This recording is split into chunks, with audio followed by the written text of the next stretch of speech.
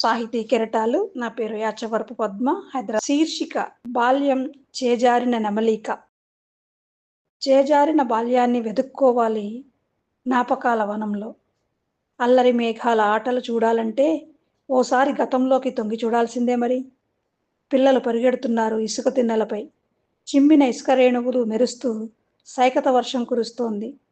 పిల్లలు ఆనందంతో పరవళ్లు త్రొక్కుతున్నారు. ఇసుక రేణువు కంటిలో పడి ప్రసూన కళ్ళు నిలుపుకుంటూ ఏడవసాగింది. ప్రసూన ఏడుపుతో దూరంగా ఆనంద డోలికల్లో తేలుతున్న శ్రీను గ్రూప్కి అందమైన వర్ణచిత్రమేదో చెదిరిపోయింది.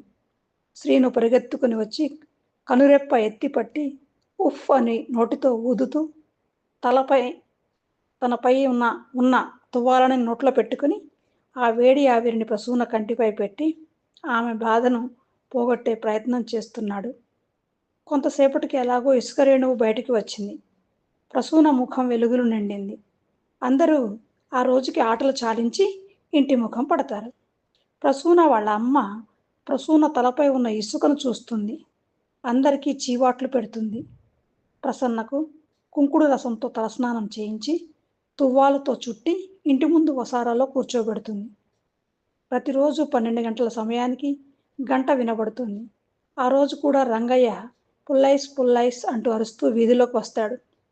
పిల్లలందరూ బిలబిలమంటూ రూపాయి తీసుకొని రంగయ్య ఐస్ క్రీం బండి చుట్టూ చేరిపోతారు. అందరి చేతులను ఆ పెట్టెలో పెడతారు.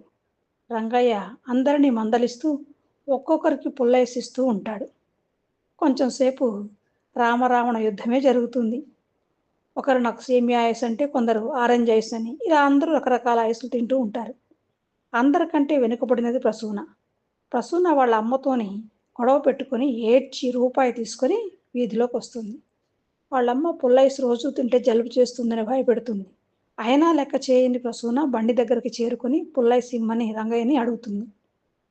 రంగయ్య తెల్ల సేమియా ఐస్ చేతికిస్తాడు. అది చేతిలో పట్టుకొని ఇంట్లోకి వెడుతుంది. వీధి గుమ్మం నుండి ఇంట్లోకి నడవడానికి కొంచెం సమయం పడుతుంది. చేతిలోనికి ఐస్ కాస్త చేతి నిండా కరిగి పుల్ల మాత్రమే మిగులుతుంది. ప్రసూనకు దిగులు మబ్బులు కమ్ముకున్నాయి. కంటి నుండి నీటి బిందువులు జలజల రాలసాగాయి. మళ్ళీ కొనుక్కుందామని వాళ్ళ మామయ్య కొడుకు శ్రీను ప్రసూనను ఓదారుస్తూ 2 రూపాయలు తీసుకొని ఒక స్టీల్ గ్లాస్ చేతబుచ్చుకొని రంగయ్య బండి వెనక పరుగులు తీస్తాడు. శ్రీను పిలుపు విని రంగయ్య ఆగిపోతాడు.